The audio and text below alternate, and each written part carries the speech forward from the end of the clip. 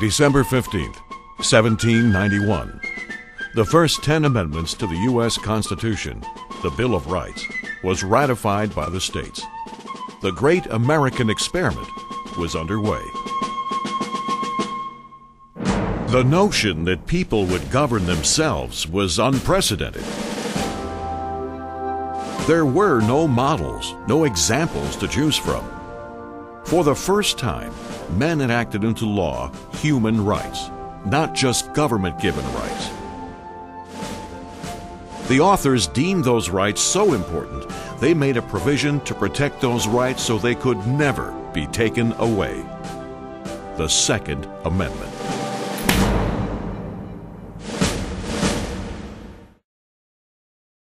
A well-regulated militia being necessary to the security of a free state, the right of the people to keep and bear arms shall not be infringed.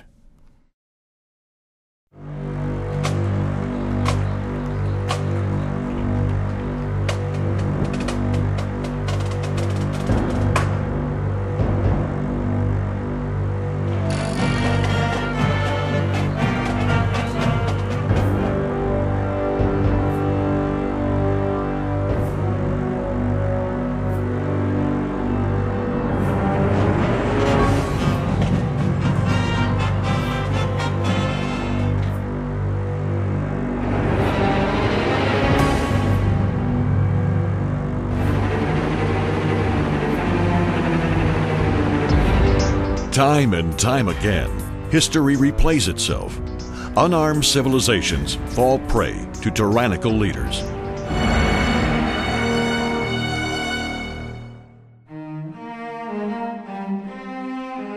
To ensure the balance of power remains in the hands of the people, the framers of the Second Amendment crafted 27 words. One sentence.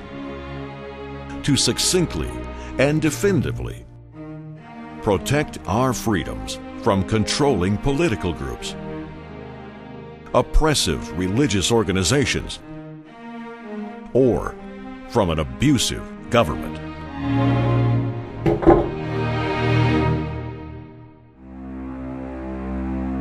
None of those carefully chosen 27 words are unusual.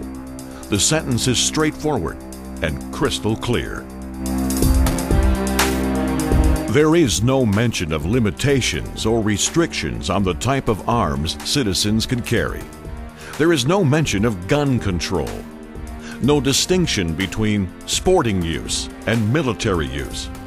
No language regarding handguns, shotguns, rifles, or even weaponry not yet imagined. What the authors of the Second Amendment did specify is the right of the people, not privilege, to keep and bear arms. Yet, for more than 200 years, those 27 words and their intended meaning have been debated. What's the debate? We, the people, will decide. Here are 6 facts every American must know about the Second Amendment, often referred to as 2A.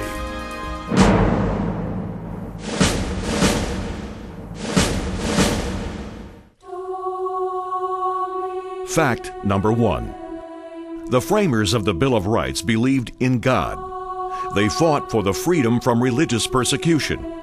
They believed the right to self-defense is a fundamental God-given right that existed long before the creation of any government. In fact, written documents pertaining to self-preservation predate the Second Amendment by thousands of years.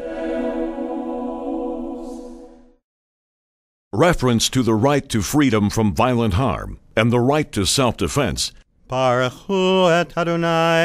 is found in the Torah and Christian Bible in Exodus 22, verse 2. In Jewish law, the Talmud states, if someone comes to kill you, arise quickly and kill him.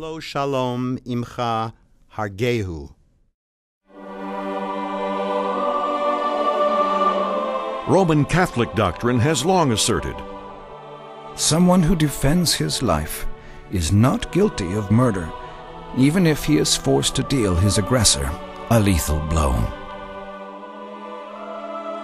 Protestant theologian Samuel Rutherford writes in his 1644 publication Lex Rex, "Because no king or civil power can take away nature's birthright of self-defense from any man or a community of men." Even the Declaration of Independence, written 15 years before the Second Amendment was ratified, clearly states, All human beings are endowed with certain unalienable rights, and that governments are created to protect those rights. So, what exactly is an unalienable right? A right that cannot be transferred or taken away.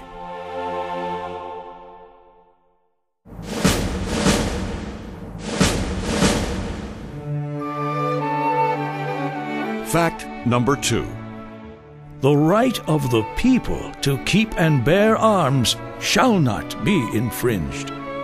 The language of the Second Amendment prohibits the federal government from infringing on the rights of the people.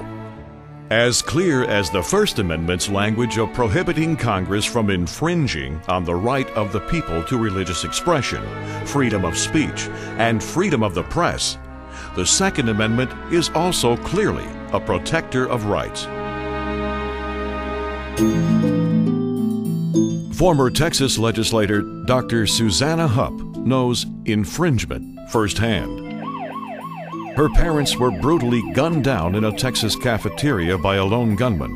Reported subject shot 15 shots into The only thing that the gun laws did that day in Texas was keep people like me from being able to protect myself and my family. Due to a Texas state law prohibiting the carrying of firearms, the handgun that may have saved her parents' lives remained in her car. As odd as this may sound to you, I wasn't angry at the madman that did this, but I was mad as hell at my legislators because they had legislated me out of the right to protect myself and my family.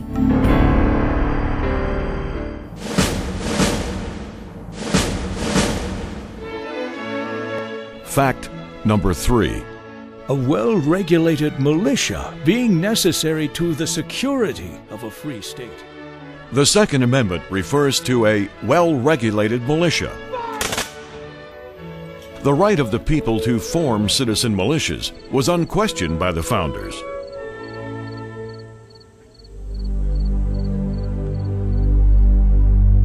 Alexander Hamilton, in the Federalist Papers number 28, expressed, When a government betrays the people by amassing too much power and becoming tyrannical, the people have no choice but to exercise their original right of self-defense, to fight the government. In the Federalist Papers number 46, James Madison, the father of the Bill of Rights, argues, The ultimate authority resides in the people, and that if the federal government got too powerful and overstepped its authority, then the people would develop plans of resistance and resort to arms. Some interpret today's National Guard as the well-regulated militia, but the founders opposed anything but a small national military. There are some people that think that that phrase in the Second Amendment has an entirely different meaning. The phrase well-regulated refers to a well-trained, prepared, and disciplined citizens' militia. They seem to think that it means just the state National Guard, and they don't know their history. That's just not true. The phrase was in common use in 1791 and for more than a century afterwards. The Oxford English Dictionary from that time period defines well-regulated as something that was calibrated correctly, functioning as expected.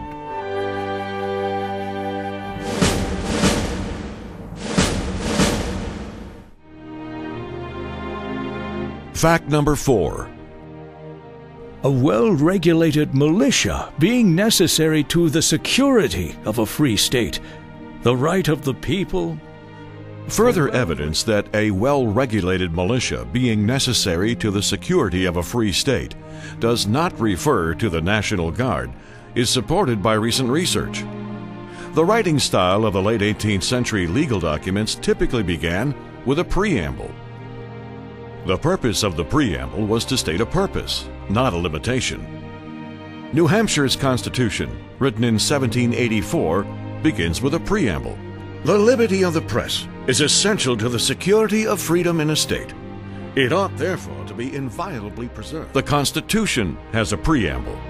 We the people of the United States, in order to form a more perfect union, establish justice, ensure domestic trade. The Bill of Rights has a preamble. The conventions of a number of the states, having at the time of their adopting the Constitution, expressed a desire in order to prevent misconstruction or abuse of its powers, that further declaratory and restrictive clauses should be added. Since a preamble states a purpose, a well-regulated militia being necessary to the security of a free state, the right of the people. The well-regulated militia only reinforces the importance of the individual right to keep and carry arms. The Second Amendment, when it really comes down to it, I believe it has two primary meanings. One is the obvious ability for me to be able to protect myself and my family from bad guys. But there's another meaning that the founders put in place that I think is absolutely vital to our way of life in this country. It's the ability for all of us out here to be able to protect ourselves from a government that could become tyrannical.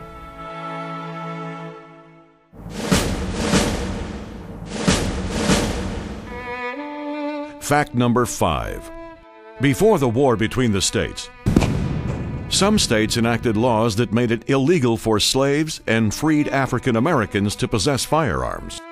In the infamous Dred Scott case, the Supreme Court ruled in 1857 that people of African ancestry could not claim U.S. citizenship, essentially taking away the right of African Americans to own a gun. In truth, armed slaves would be able to retaliate against their owners. Ironically, even though the framers of the Second Amendment feared becoming slaves to their government, some were tragically willing to permit slavery.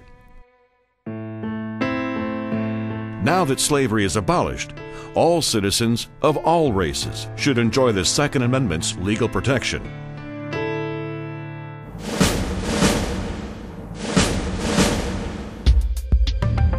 Fact number 6. Over the past 60 years, the interpretation of the term well-regulated militia has come under fire from the Federal Circuit Courts of Appeal and many lower court judges. Those judges have wrongly ruled that the right to keep and bear arms doesn't apply to individuals, but have wrongly interpreted militia to mean the National Guard. But the words well-regulated militia had a far different meaning at the time the Second Amendment was written. In today's world, well-regulated is associated with intense government regulation.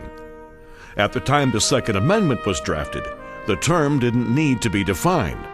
Colonial militias had been in existence for 150 years. With the exception of millers, ferrymen, and slaves, every adult male was required to join. It was your duty to report for service 4 to 6 times a year. You were required to have your own musket, bayonet, ammunition, and knapsack. If you were unable to supply your own firearm, the militia would provide you with one. Militias were well organized, well regulated, with the men reporting to an appointed captain. Not only did you have the right to own a firearm, it was your duty.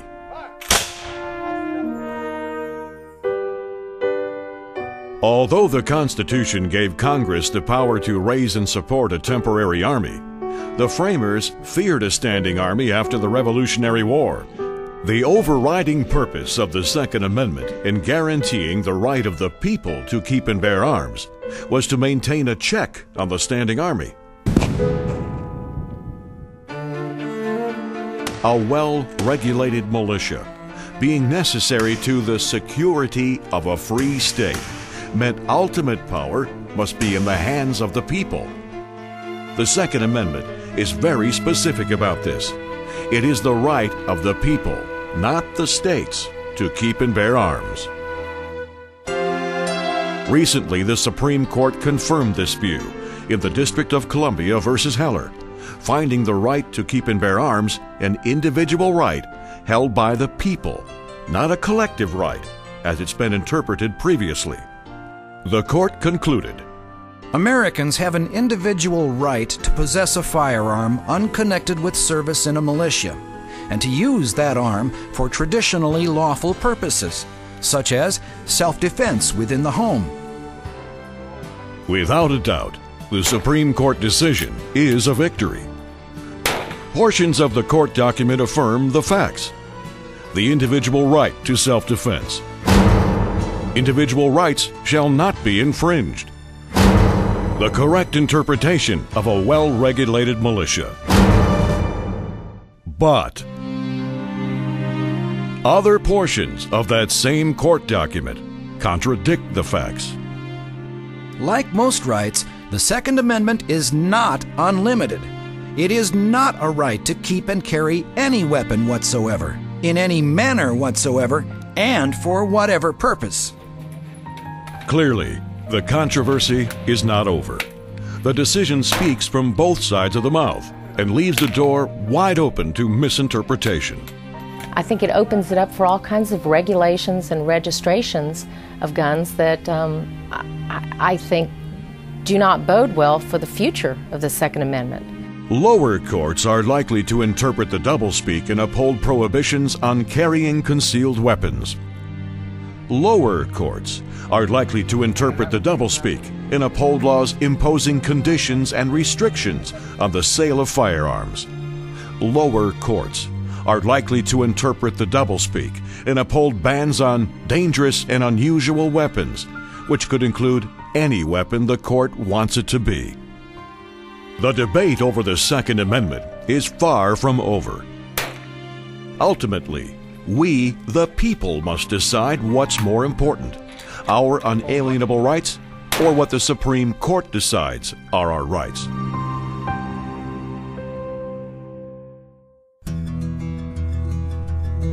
So what is it every American should know? Gun control laws have been in existence for hundreds of years. Gun control infringes on individual rights that have been in existence for thousands of years.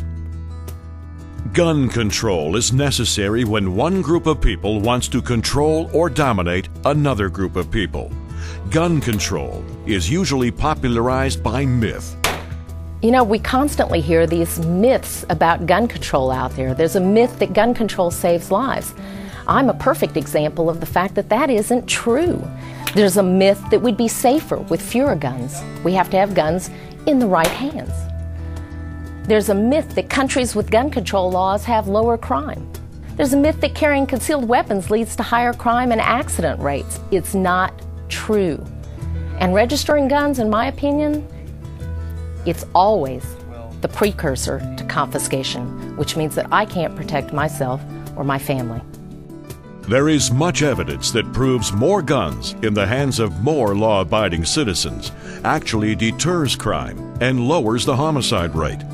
Registering guns does little to keep guns out of the hands of criminals.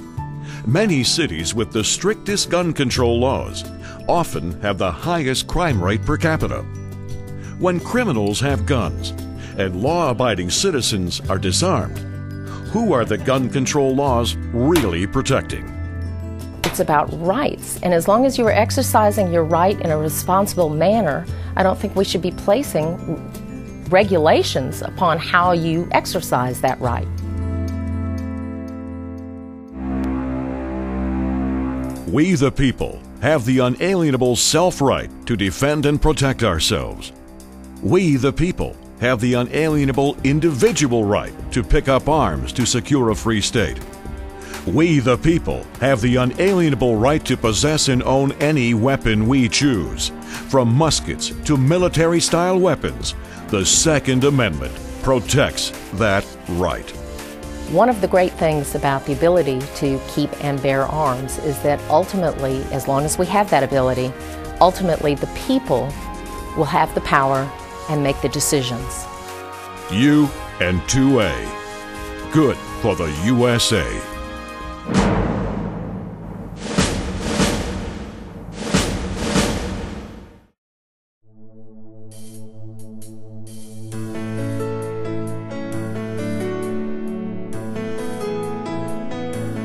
It's your right, your responsibility, defending life, defending liberty, from kings and tyrants, murderers and thieves.